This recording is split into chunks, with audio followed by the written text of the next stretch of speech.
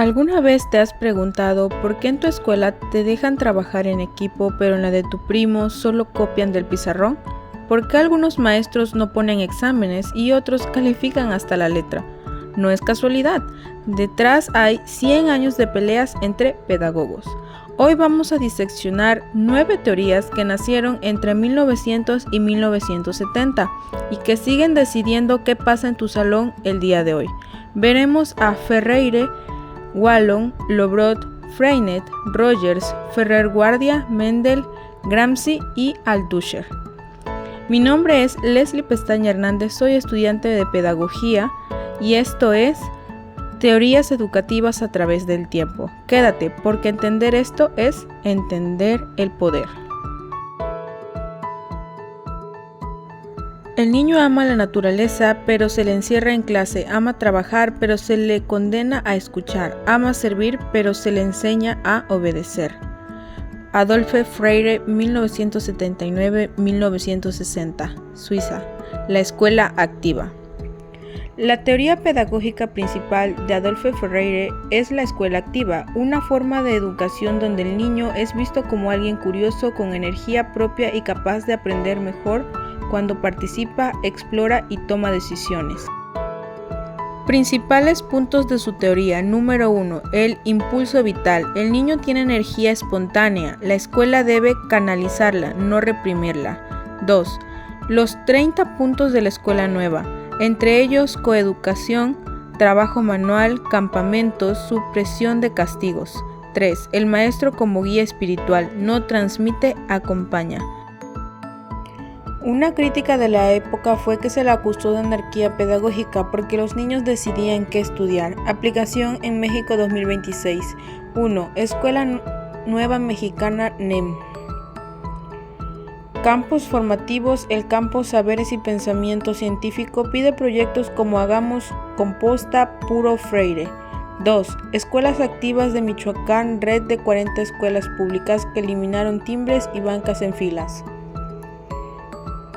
Feria de Ciencias CONACYT. Cuando presentas un experimento que tú elegiste, no el del libro, estás en la escuela activa. Entre el organismo y el medio, la emoción es el lazo inicial. Antes de hablar, el niño se comunica con el llanto y la risa. Wallon, 1979-1962, Francia. Psicología genética. Wallon fue médico, psicólogo y marxista. Vio morir niños en la guerra y se preguntó ¿cómo se construye la persona? En 1945 dirige el plan Langevin-Wallon para reformar la escuela francesa. Principales puntos de su teoría. 1. Impulso emocional de 0 a 1 año. El gesto y el llanto dominan. 2. Sensoromotor de 1 a 3 años. Explora con el cuerpo. 3. Personalismo de 3 a 6 años. Crisis de oposición. No. Necesita afirmar su yo. 4.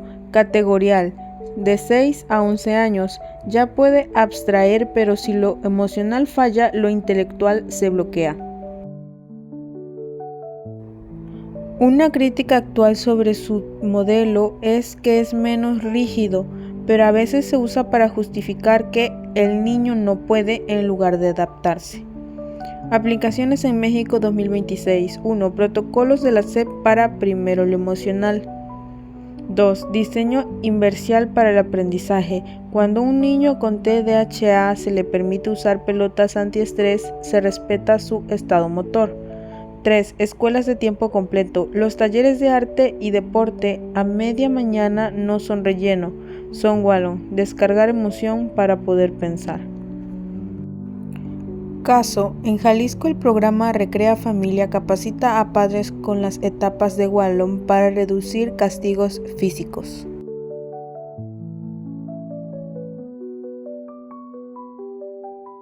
No hay pedagogía sin análisis de las instituciones. El problema no es el método, es quien tiene el poder de decidir el método. Michel Lobrot, 1924-2019, Francia. Pedagogía institucional. Teoría en 3 herramientas. 1. El consejo de cooperativa. Alumnos administran dinero, compras y sanciones. 2. El diario mural, no decorativo. Es un espacio legal donde un alumno puede escribir "El maestro llegó tarde" sin represalia. 3. La autogestión pedagógica. El grupo decide cómo aprender y cómo evaluarse. El maestro tiene veto solo si hay peligro. Una crítica feroz. Sus críticos dicen que con niños de 6 años genera caos. Lobrot responde: el caos es cuando un solo adulto decide por 30. Aplicación en México 2026. 1. Secundarias comunitarias del CONAFE. La Asamblea Comunitaria decide el calendario agrícola escolar. Lobrot Rural. 2. Protocolo de convivencia de Ciudad de México. Los acuerdos de aula firmados por todos los alumnos vienen de aquí. 3. Prepa Ibero. En materias como ciudadanía, la nota final se decide por consenso grupal.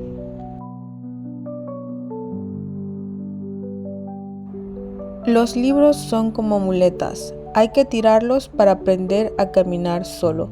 Celestin Freinet. 1896-1966, Francia, técnicas Freinet. Freinet fue un maestro francés conocido por desarrollar una forma de enseñanza basada en la participación activa de los niños. Su propuesta busca que el aprendizaje surja de la experiencia y el trabajo cooperativo, la expresión libre y el contacto con la realidad. También impulsa el uso de herramientas como la imprenta escolar, los textos creados por los propios alumnos y las salidas al entorno para que aprendan de manera más viva. Las 4 técnicas que cambiaron el mundo. 1. Texto libre más imprenta escolar. El niño escribe un texto semanal de su vida, se votan las mejores, se corrigen entre todos y se imprimen. Se crea la biblioteca del trabajo. 2. Correspondencia interescolar. Su grupo en Bar-sur-Loup intercambiaba cartas con niños de Bretaña, aprendían geografía escribiendo a un amigo real. 3. Cálculo vivo. No problemas de "Juanito tiene 5 manzanas", sino "¿cuántos ladrillos necesitamos para el gallinero de la escuela?". 4. Asamblea de clase. Cada semana 3 columnas de pizarrón. Critico, felicito y propongo. Una de sus aplicaciones en la actualidad es el movimiento mexicano de escuela moderna. Otro sería el programa Pásala de la SEP. Niños de Chiapas se escriben con niños de Chihuahua. Es correspondencia 2.0. ya que es por WhatsApp. Y otra sería la evaluación sin exámenes en preescolar. La carpeta de textos libres es la evidencia de evaluación. El único aprendizaje que influye significativamente sobre la conducta es el autodescubierto, el autoapropiado. Carl Rogers, 1902-1987, Estados Unidos, educación humanista. Carl Rogers era un psicólogo que dijo a la escuela: no se va a obedecer, se va a aprender a ser libre. Rogers es el padre del aprendizaje centrado en el estudiante. Se hartó de la escuela tradicional donde el maestro habla y el alumno calla. Una de sus principales ideas es la no directividad. En la escuela tradicional el maestro manda, alumno obedece. En la escuela rogeriana el maestro facilita, el alumno descubre. También es importante destacar el aprendizaje significativo y la congruencia, aceptación y empatía. En Estados Unidos, durante la guerra de Vietnam, Rogers, psicólogo, ve a alumnos ansiosos y dice: la escuela tradicional daña la autoestima. Las 3 actitudes del facilitador: 1. Congruencia. Si estás triste, no finjas estar feliz. El alumno detecta lo falso. 2. Aceptación positiva incondicional. No hay alumno burro. Dices, no entendiste y cómo lo vemos diferente. 3. Comprensión empática. No decir, te entiendo, sino debe ser frustrante. Y apoyarlo a seguir y encontrar su manera para poder aprender o entender o tener una comprensión mejor. Lo que decían sus críticas era que es muy blando, sin límites los alumnos no aprenden. Aplicación en México 2026. 1. Sobre riesgo psicoemocional. Obliga a que maestros de media superior tengan capacitación rogeriana para no detonar ansiedad. 2. Tutoría en CONALEP, 1 hora a la semana sin temas, solo para escuchar. Francisco Ferrer y Guardia fue un pedagogo y libre pensador catalán que vivió de 1859 a 1909. Es una de las figuras más radicales de la educación porque se atrevió a fundar la Escuela Moderna en Barcelona, una escuela que iba directo contra todo lo que existía en su época. A Ferrer lo fusilaron en 1909 acusado de provocar la revuelta conocida como la Semana Trágica, y su muerte causó protestas en todo el mundo porque mucha gente lo veía como un mártir de la libertad de enseñanza. En la España monárquica y católica, Ferrer, anarquista, dice: la Iglesia y el ejército usan la escuela para fabricar súbditos. En 1901 abre la Escuela Moderna con su herencia. La Escuela Moderna de Ferrer tenía un objetivo claro: no quería formar soldados obedientes ni fieles católicos, ni obreros sumisos. Quería formar personas libres que pensaran por sí mismas. Para lograrlo rompió con 5 reglas sagradas de la escuela de 1900. Primero, su escuela era laica y racionalista. Quitó la religión obligatoria y dijo que a los niños se les debería enseñar ciencia y razón, no dogmas. Segundo, practicó la coeducación de sexos. Juntó niños y niñas en el mismo salón porque creía que debían aprender a convivir y respetarse como iguales, algo que era un escándalo total en ese tiempo. Tercero, eliminó premios y castigos. En su escuela no había varazos para el que se portara mal ni medallitas para el aplicado. Ferrer creía que se aprende por gusto y por curiosidad, no por miedo o por competir con el de al lado. Cuarto, cambió los libros, rechazó los textos del gobierno y él mismo editaba libros de ciencia para sus alumnos. Además, sacaba a los niños al campo para que observaran insectos, plantas y fenómenos reales en vez de solo memorizar definiciones. Y quinto, su escuela era para hijos de obreros. Era una escuela popular para los pobres y la sostenía con dinero que le heredó una alumna francesa.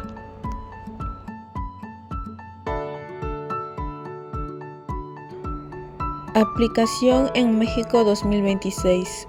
1. Artículo 3 constitucional. La educación será laica. Es idea Ferrer 100%. 2. Escuelas activas de Cuernavaca. No usan uniforme, no hay timbre, deciden por asamblea. 15 planteles. 3. Debate sobre adoctrinamiento en libros. Los críticos de Ferrer hoy dicen lo mismo que en 1909. Si lo comparamos con Carl Rogers, los dos buscaban libertad, pero por caminos muy distintos. Rogers era un psicólogo gringo de los años 50 que proponía un cambio suave desde adentro del salón, facilitando que el alumno descubra por sí mismo. A Rogers lo toleraron las universidades. Ferrer era un anarquista catalán de 1900 que quería tumbar el sistema entero de la Iglesia y Estado dentro de la escuela. A Ferrer lo fusilaron.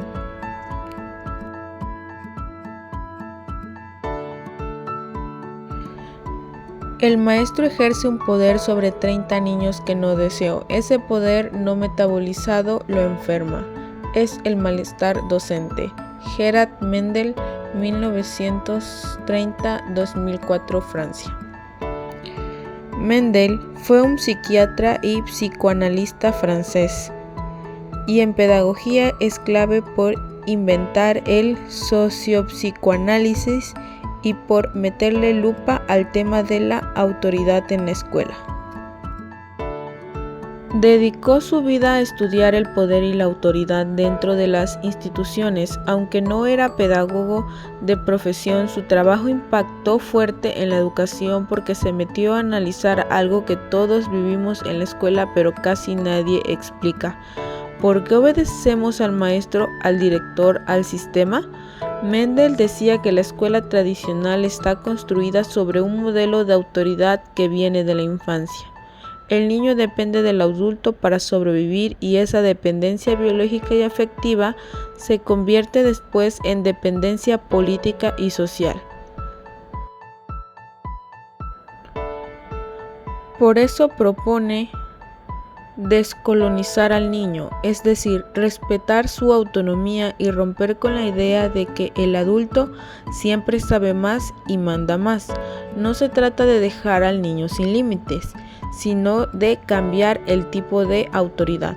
En vez de una autoridad impuesta desde arriba que genera miedo y sumisión, Mendel hablaba de una autoridad institucional basada en el conflicto regulado, que los estudiantes, maestros y directivos puedan discutir, confrontar ideas y tomar decisiones colectivas sobre la vida escolar. La propuesta pedagógica de Mendel se basa en entender la vida escolar como un espacio donde el poder siempre está presente y donde es necesario hacerlo visible para que no se convierta en algo que lastime al grupo. Conceptos. Acto-poder. Todo acto educativo es un acto de poder. Negarlo genera violencia. 2. Grupos de expresión institucional. Espacios donde se habla del poder. Me molesta que me obligan a usar el libro. 3. La autoridad versus el autoritarismo. Autoridad es legítima si el grupo la da. Autoritarismo es cuando se impone. Una de sus aplicaciones en la actualidad es el programa del Consejo Técnico Escolar, fase intensiva. Cuando los maestros discuten para qué nos piden esta evidencia, están haciendo un grupo de expresión mendeliano. El sindicato SNT, talleres de salud mental, usan a Mendel para expresar el burnout. Sillas vacías en universidades. Cuando alumnos dejan sillas vacías para representar a quienes abandonaron por autoritarismo, es acto poder visible.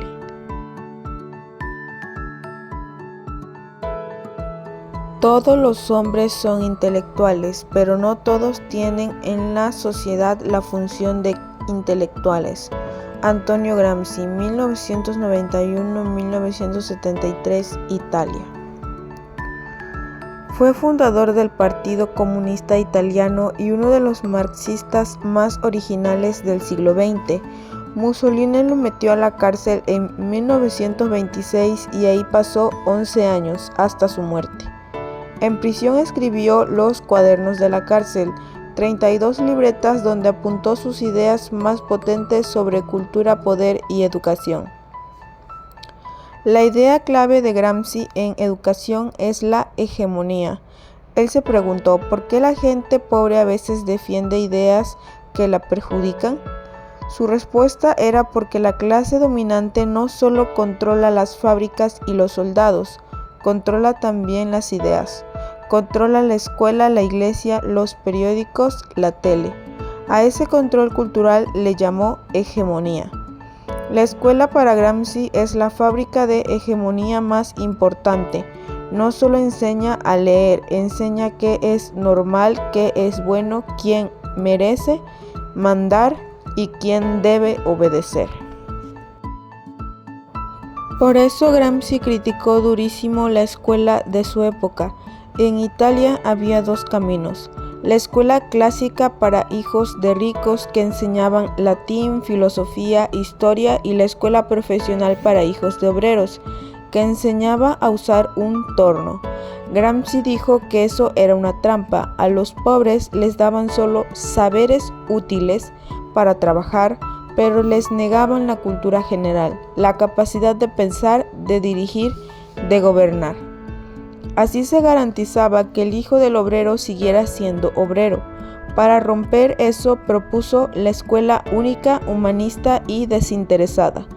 Desinteresada no significa aburrida, significa que no te enseña solo para que seas mano de obra, te enseña para que seas un ser humano completo, capaz de entender el mundo y cambiarlo.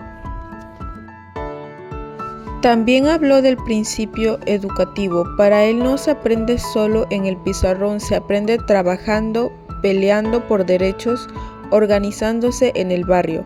La escuela debe estar ligada al trabajo, pero no para ser obreros sumisos, sino para que el trabajo sea inteligente y la inteligencia sea trabajadora.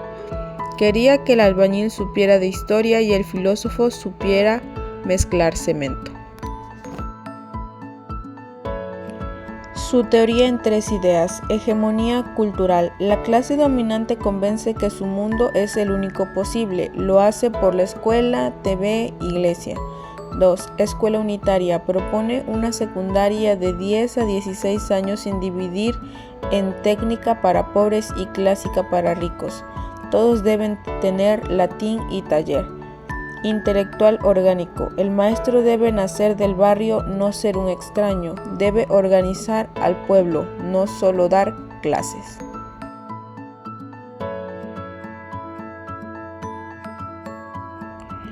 Aplicación en la actualidad. Preparatorias y EMS de Ciudad de México. Su modelo educación popular cita a Gramsci. No hay examen de admisión para no segregar.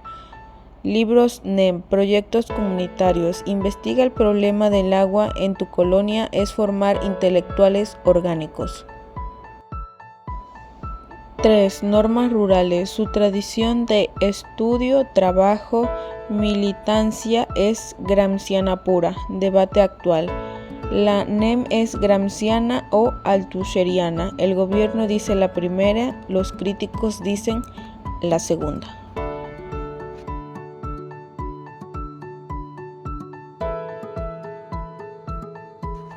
La escuela ha reemplazado a la iglesia como aparato ideológico de Estado dominante. Louis Althusser, 1918-1990, Francia. Aparatos ideológicos. Louis nació en Argelia y fue uno de los marxistas más influyentes después de la Segunda Guerra Mundial. Militó en el Partido Comunista Francés, fue maestro de Foucault y pasó parte de su vida en hospitales psiquiátricos. Su texto clave para la educación es Ideología y aparatos ideológicos. Ahí se pregunta algo que Gramsci ya olía. ¿Cómo le hace la clase dominante para que los dominados acepten su dominación? Althusser responde con 2 conceptos.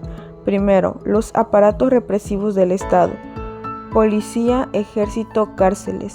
Esos funcionan con violencia, con el garrote. Segundo, los aparatos ideológicos del Estado, la iglesia, la familia, los medios, los partidos y sobre todo la escuela. Esos no usan balas, usan ideas.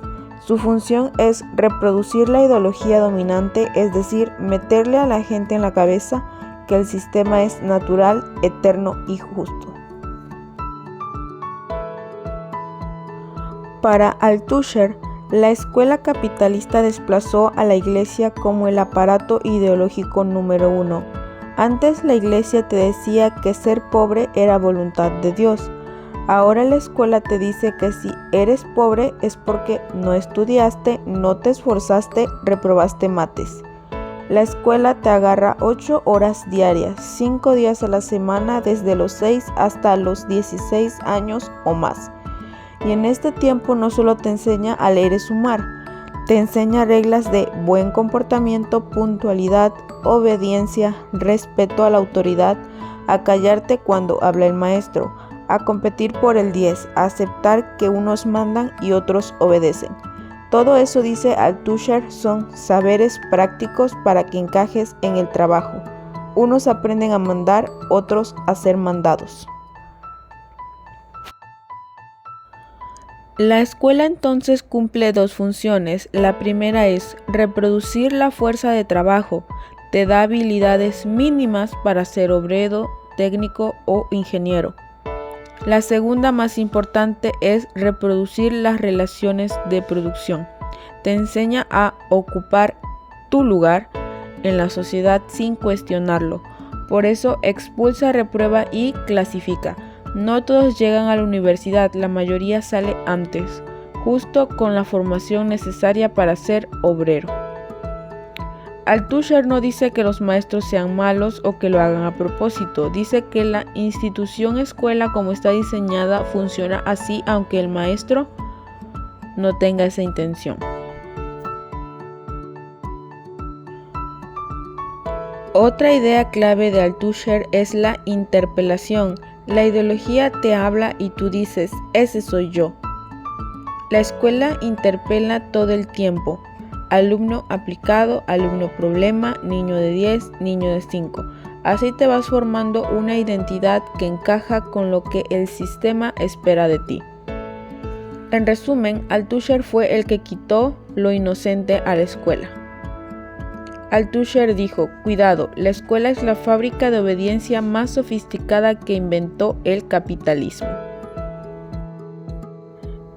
En resumidas cuentas, su teoría funciona. 1. Reproducción de la fuerza de trabajo. Enseña a leer al obrero y a mandar al ingeniero. 2. Rituales, timbre, puntualidad fabril, fila. Orden jerárquico, calificación, salario. 3. Ideología. Nos hace decir yo como si fuéramos libres, pero yo ya está formateado por la escuela. Aplicación en la actualidad. Examen Comipens. Para Althusser es el filtro que le dice al hijo del obrero, tú a CONALEP, y al de clase media, tú a UNAM. Ceremonia cívica de lunes. El ritual de jurar a la bandera es ideología en estado puro.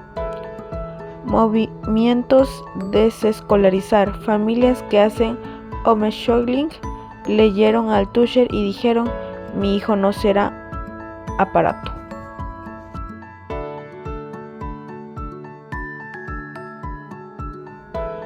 En conclusión, todos contra la misma escuela, pero cada quien con su arma. Ferriere, Wallon, Lobrot, Freinet, Rogers, Ferrer Guardia, Mendel, Gramsci y Althusser no se tomarían un café en paz, pero todos atacaron lo mismo, la escuela tradicional que domestica. Los que defendieron al niño. Ferriere pidió escuela activa, aprender haciendo. Wallon dijo, sin emoción y cuerpo no hay cabeza. Rogers exigió un maestro auténtico que acepte y entienda sin juzgar. Los tres gritan, si no hay libertad para sentir, no hay cómo pensar. Los que metieron la vida al salón. Freinet sacó los pupitres y metió la imprenta, el huerto, la cooperativa. Se aprende trabajando y decidiendo. Lobrot fue más allá, autogestión total, sin notas ni programas impuestos. Los dos dicen, la escuela no prepara para la vida, es vida. Los que señalaron el poder. Ferrer Guardia quitó a Dios, juntó niños y niñas, eliminó premios y castigos, quería cerebros libres, lo mataron por eso. Mendel denunció la autoridad, la escuela coloniza al niño, propuso repartir el poder real. Gramsci dijo que la escuela fabrica hegemonía, o te enseña a mandar o a obedecer. El maestro debe ser intelectual orgánico del pueblo. Althusser fue el más duro, la escuela es el principal aparato ideológico del Estado. No usa balas, usa boletas. Te convence de que tu lugar de burro o de pobre es natural. 9 teorías, 9 guerras. Ferriere contra la banca fija, Wallon contra el castigo, Lobrot contra el director, Freinet contra el libro, Rogers contra el miedo, Ferrer contra el dogma, Mendel contra el Althusser contra la escuela misma. Ninguno ganó del todo, por eso tu escuela de 2026 es un Frankenstein.